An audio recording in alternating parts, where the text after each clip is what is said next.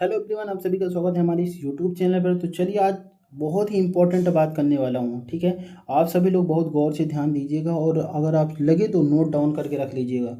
ठीक है, चलिए शुरू करते हैं कि आज कल कोचिंग का दौर चल रहा है कि क्या कोचिंग ज़रूरी है, कंपलसरी है, क्या नहीं है। तो चलिए कुछ बातें करते हैं आप लोगों के साथ ही। अगर अच्छा लगे तो दोस्तों के साथ शेयर करें और प्यारा सा कमेंट करें। और हेल्पफुल वीडियो है आप लोगों के लिए, जो भी नए एस्पिरेंट्स हैं, जो भी एस्पिरेंट्स कोचिंग नहीं ले सकते, उनके लिए भी, जो कोचिंग ले रहे हैं उनके लिए भी तो है ही है, कोई बात नहीं।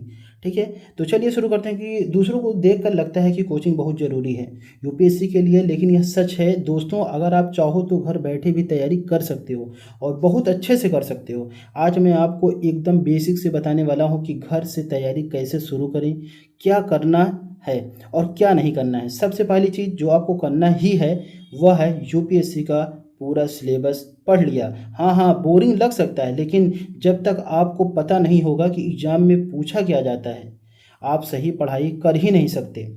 सिलेबस को प्रिंट करके रख लो और रोज़ाना देखते रहो। यह आपके दिमाग को ट्रेंड करेगा कि आपको कहाँ फोकस करना है, कहाँ नहीं।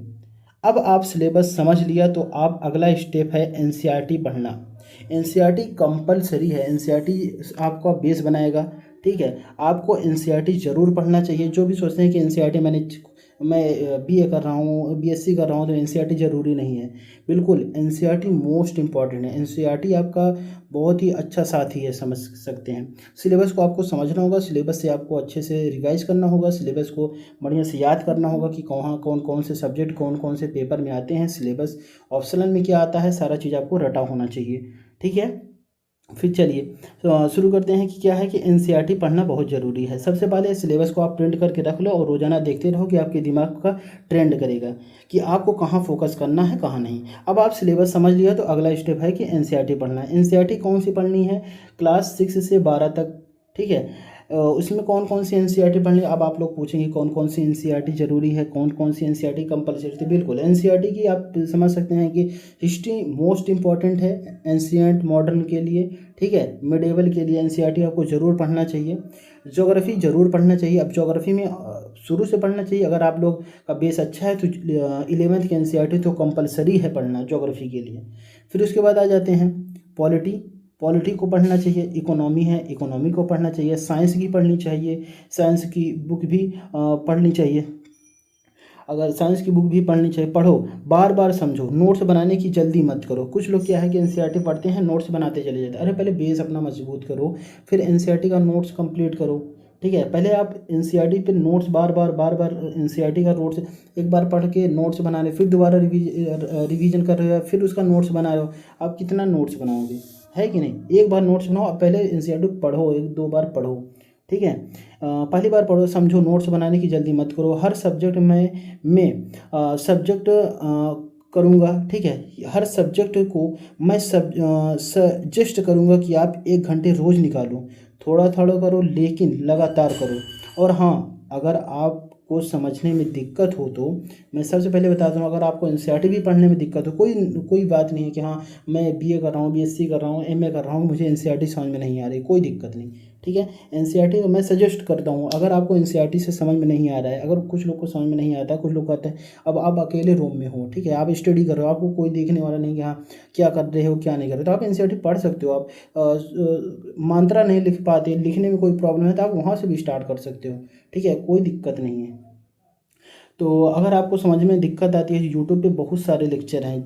ठीक है, सिंपल में समझाते हैं और उन्हें यूज करो। और एनसीईआरटी के बाद आपको कुछ स्टैंडर्ड बुक भी पढ़ना होता है। ठीक है, एनसीईआरटी के बाद कुछ स्टैंडर्ड बुक पढ़ना होता है। ज्योग्राफी के लिए तो अगर एनसीईआरटी वगैरह पढ़ रहे तो मधुकर कोटवे सर को भी फॉलो कर सकते हो।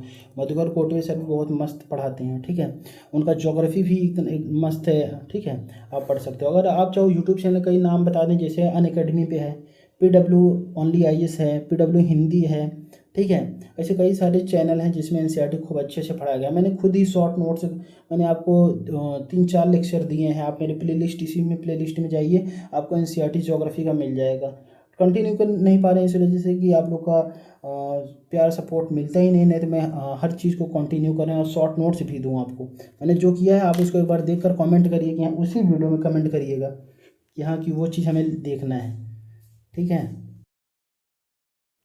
तो फिर बुक तो पढ़नी है। एनसीईआरटी के बाद स्टैंडर्ड बुक तो कंपलसरी है पढ़ना, आप सभी को पता है।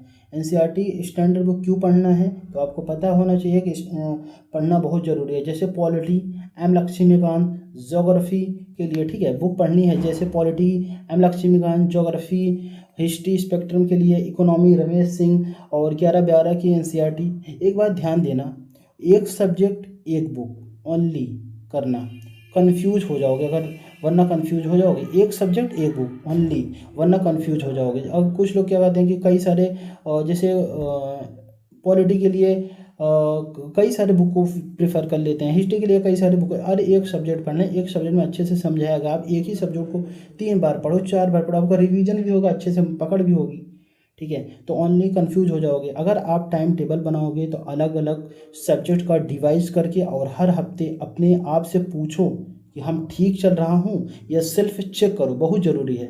जब आपका सिलेबस थोड़ा कवर हो जाए, जब आप समझ जाओ कि मेरे कुछ कवर हो चुका है, मुझे कन्फ्यूजन थोड़ा दूर हो गया है, ठीक है, मेरा कुछ हद तक कवर हो चुका है, तो आपको क्या करना चाहिए, मोस्ट इंपॉर्टेंट, ध्यान से सुनिए आप, सेल्फ चेक के लिए, ठीक है, जब आपका सिलेबस थोड़ा कवर हो जाए तब आप प्रीलिम्स के टेस्ट देना चाहिए। इसी से आपको समझ आएगा कि एग्ज़ाम का पैटर्न क्या है।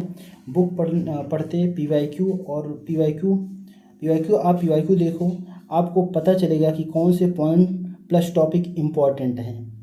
और बात, घर पे थोड़ा अगर आप समझ सकते हैं कि हाँ घर पे थोड़ा डिस्ट्रैक्शन हो रहा है कि कैसे क्या पढ़ाई करें, तो उसके लिए आप नॉर्मली आपको दिनचर्या में बदलाव करना होगा।